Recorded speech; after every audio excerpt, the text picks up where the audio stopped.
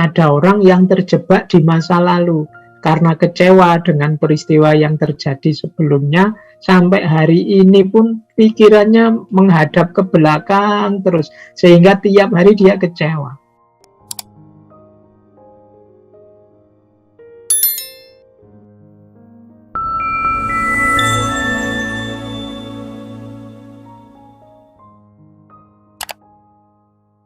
Assalamualaikum warahmatullahi wabarakatuh. Bismillahirrahmanirrahim. Untuk tema kita malam hari ini, yaitu tema mindfulness. Sebenarnya ini kalau tidak pakai istilah mindfulness, mungkin pakai istilah-istilah lain, itu mungkin isu ini sudah beberapa kali kita angkat, tentang bagaimana kita harus jadi manusia yang berkesadaran penuh tentang hidupnya. Itu kan ringkesnya itu, isu mindfulness itu. Tapi hari ini kan teman-teman, khususnya generasi milenial, itu kan istilah mindfulness ini sekarang populer sekali. Di banyak diskusi saya tahu banyak sekali diangkat juga untuk tema mindfulness ini. Baik, kita mulai pelajaran kita. Semoga teman-teman bisa fokus ya. Oke, kita mulai tema kita mindfulness ini. Bismillah. Oke, nah kita pelan-pelan belajarnya biar nanti bisa komprehensif. Dan nanti saya tutup mindfulness ini dengan seperti apa sih mindfulness itu kalau dalam ajaran Islam. Ya tentu saja kita cari korelasi dan relevansinya. Karena ini istilah hari ini, mindfulness ini istilah yang sangat umum. Pada awalnya sebenarnya kata-kata mindfulness dalam bahasa Inggris ini recording in progress, menerjemahkan atau mengalih bahasakan istilah dari tradisi Buddhisme. Jadi termasuk Zen Buddhisme dan juga Tibetan Buddhisme, yaitu istilah sati dan smriti. Jadi ini bagian dari kebenaran dalam Buddhisme, yaitu kalau secara letterlet itu artinya mengingat-ingat atau menyadari. Biasanya istilah ini secara umum dipakai dengan definisi bagaimana kita ini hidup itu mbok yang sadar, hidup itu mbok yang serius, dengan penuh kesadaran. Kita melakukan segala sesuatu, memutuskan segala sesuatu. Kan HP-nya tidak bisa full, makannya juga tidak bisa full. Jadi yang dilakukan apa, pikirannya kemana, perasaannya di mana. Nah ini kalau dalam psikologi sering disebut sumbernya stres. Jadi sumbernya kerumitan hidup kita. Karena kita sendiri kalau bahasa ini kan ada istilah multitasking. Di satu momen kita lakukan banyak hal. Orang modern menyebutnya itu demi efektivitas, Pak. Iya, tapi kalau terlalu berlebihan kita tidak ngerti takarannya, yang terjadi bukan efektivitas, tapi justru semuanya jadi tidak maksimal.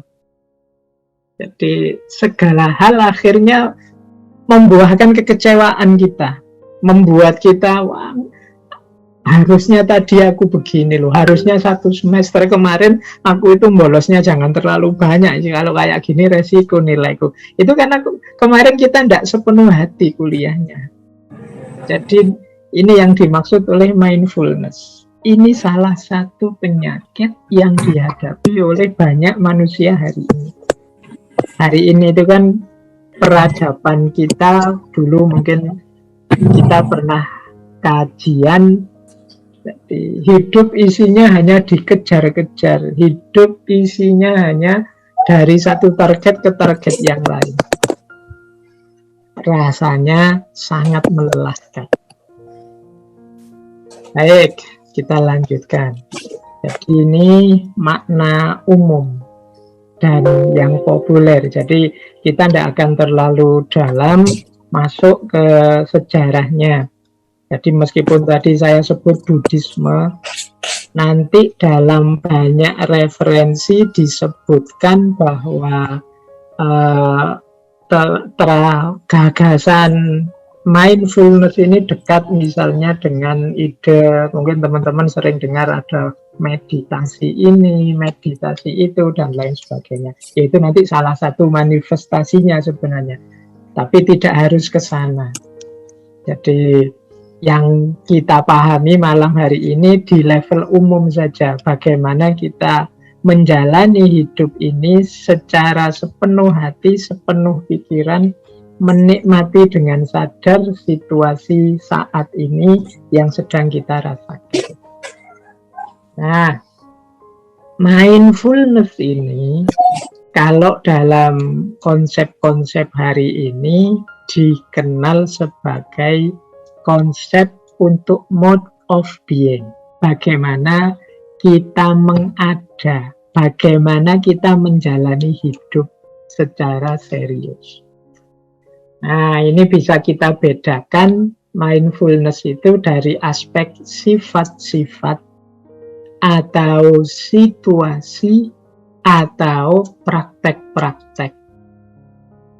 Misalnya yang sifat-sifat itu ya kita, atau kalau ada orang yang karakternya mindful atau sifatnya mindful, itu berarti dia mood of being-nya, dia punya sifat mindful.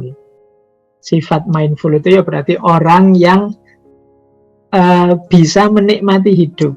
Gaya hidupnya memang gaya hidup penuh kesadaran, penuh pertimbangan, penuh pemikiran. Jadi memang karakternya begitu. Nah, ini berarti orang ini kalau bahasa Jawanya ya orang yang punya karakter eling lan waspodo, seperti saya jelaskan di depan tadi. Eling itu punya kesadaran vertikal, waspodo itu punya kesadaran horizontal.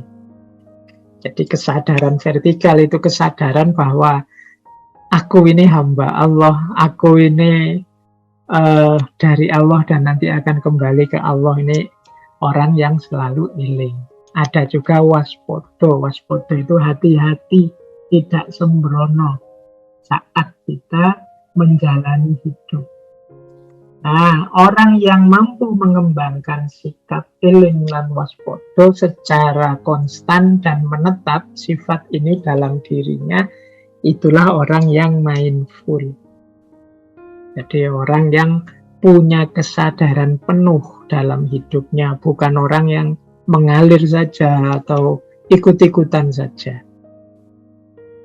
Nah, yang kedua, kadang-kadang belum jadi sifat sih, tapi kita mengalami. Jadi mengalami mindfulness. Mengalami mindfulness itu ketika kita mengalami situasi present moment awareness. Jadi mengalami kesadaran saat ini.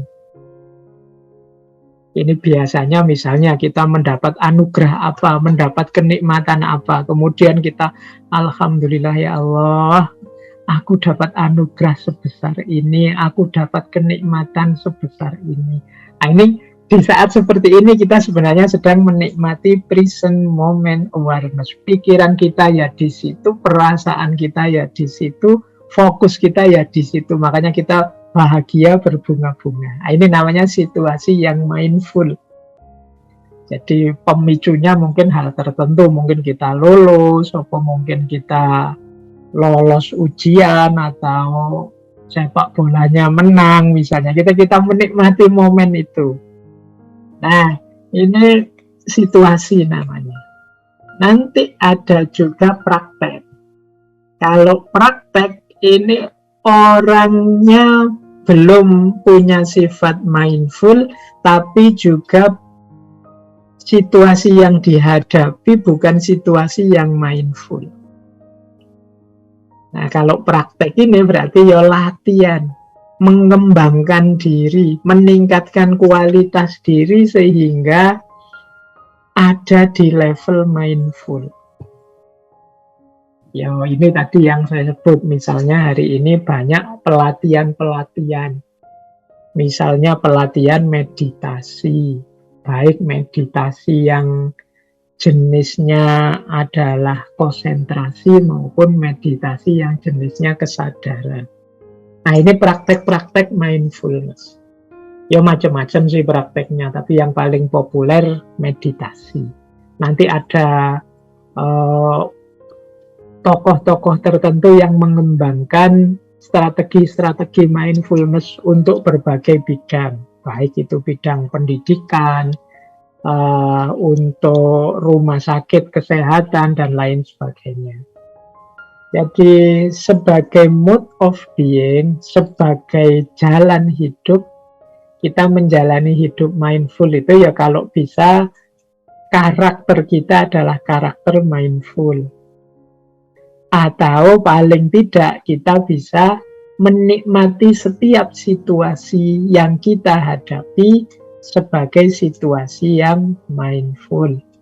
Atau kalau belum dua-duanya, yuk mari kita latihan untuk mindful. Ya latihannya kayak tadi ya, misalnya ndak meditasi, ya bagaimana setiap aktivitas, setiap apa yang harus kita jalankan sepenuh hati kita, sepenuh pikiran kita. Biar nanti tidak menyesal di belakang. Biar nanti kita tidak merasa waktu kita terbuang sia-sia.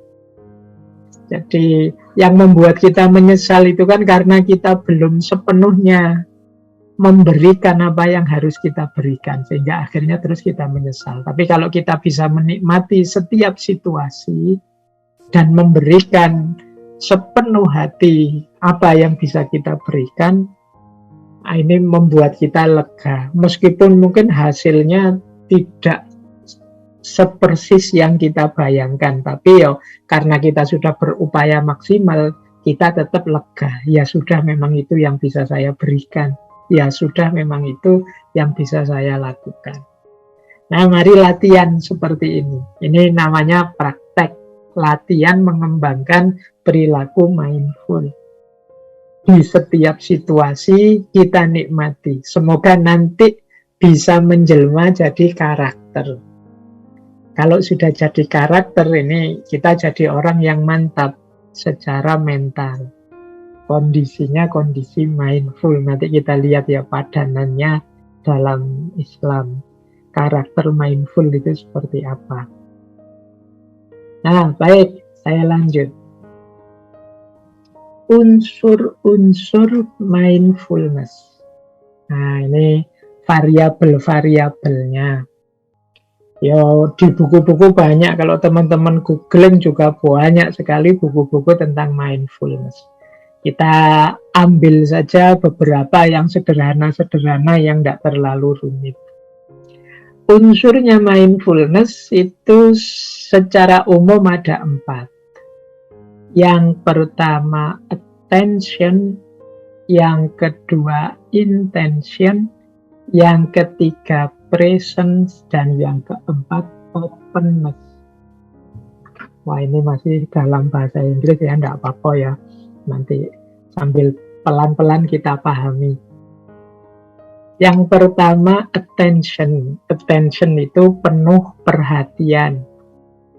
Jadi mindful itu berarti memerlukan perhatian kita sepenuh. Listening, watching, considering what naturally exists.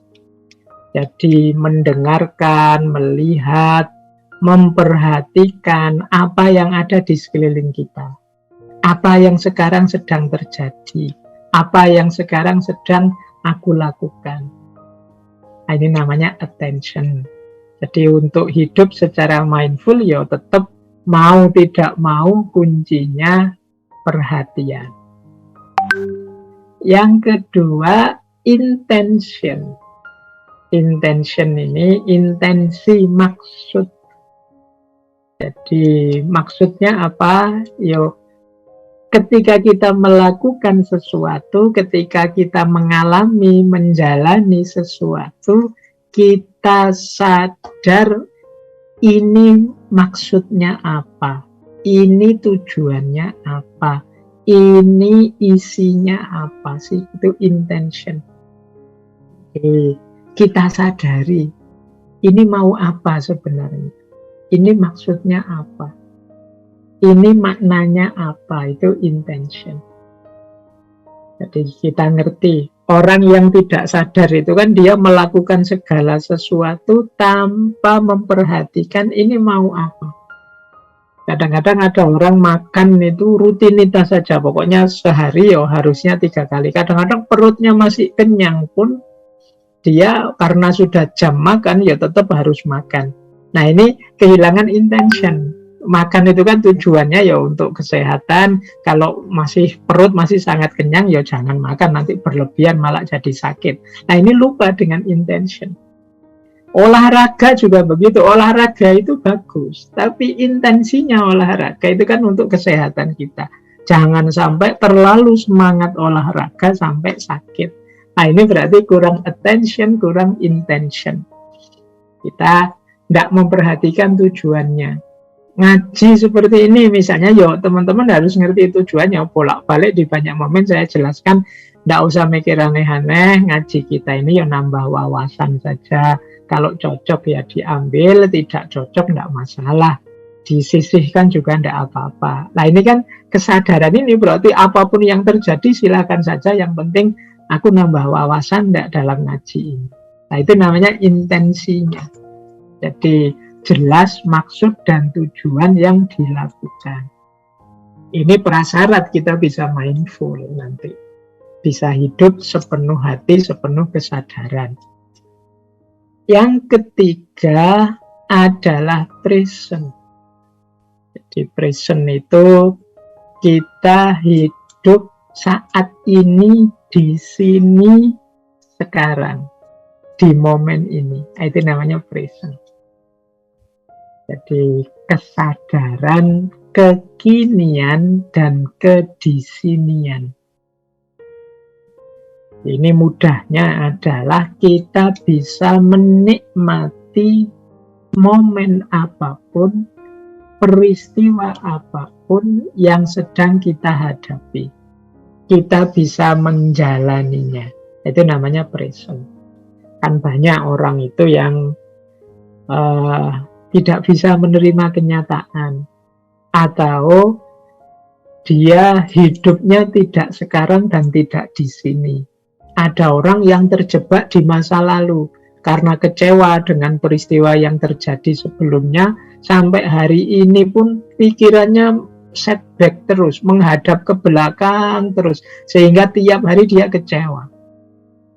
Nah itu berarti dia tidak present. Atau ada orang yang digelisahkan terus oleh masa depan.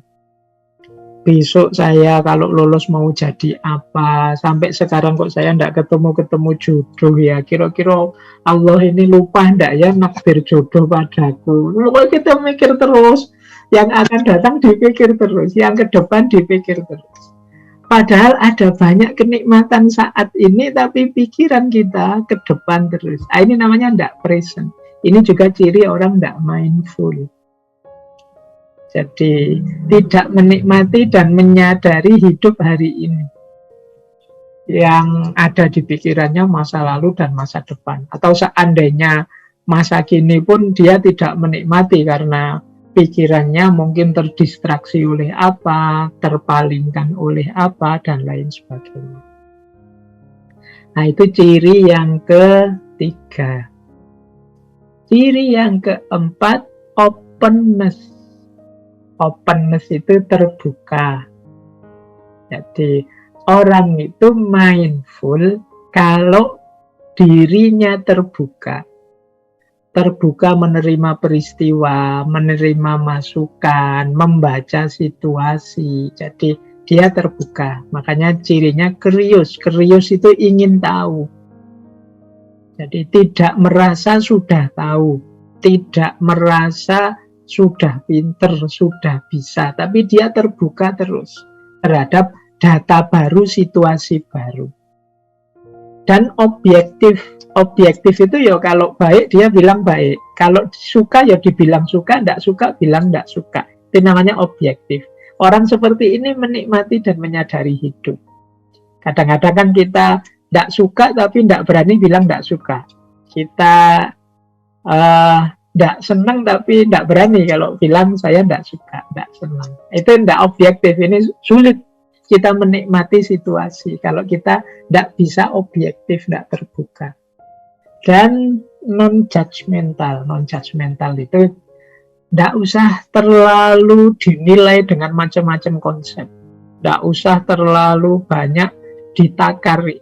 Ini sudah baik, apa setengah baik, apa tidak usah. Dinikmati dulu, disadari dulu. Jadi vonisnya nanti saja, dipending saja dulu. Kadang-kadang banyak orang itu kesusu memvonis, sehingga akhirnya apa? Tidak bisa menikmati hidup, lupa dengan tujuan hidup, fokusnya geser, terdistraksi oleh vonis-vonis tadi. Jadi ayo dinikmati dulu saja dengan terbuka, present, intention, dan attention. Inilah mindfulness. Wong yo, kita ini kan hidup memang banyak disetir oleh pikiran kita. Nah, mindfulness ini membantu pikiran kita untuk fokus, tidak teralihkan atau tidak tertipu oleh perspektif-perspektif yang tidak perlu. Jadi ini kalau dalam bahasanya Imam Ghazali ya ini jalan untuk menemukan kebahagiaan, yaitu dengan menerima apapun anugerah Allah yang diwarnai nanti akhirnya adalah rasa syukur. Jadi kita menikmati hidup kita. Ini tanda orang yang bersyukur.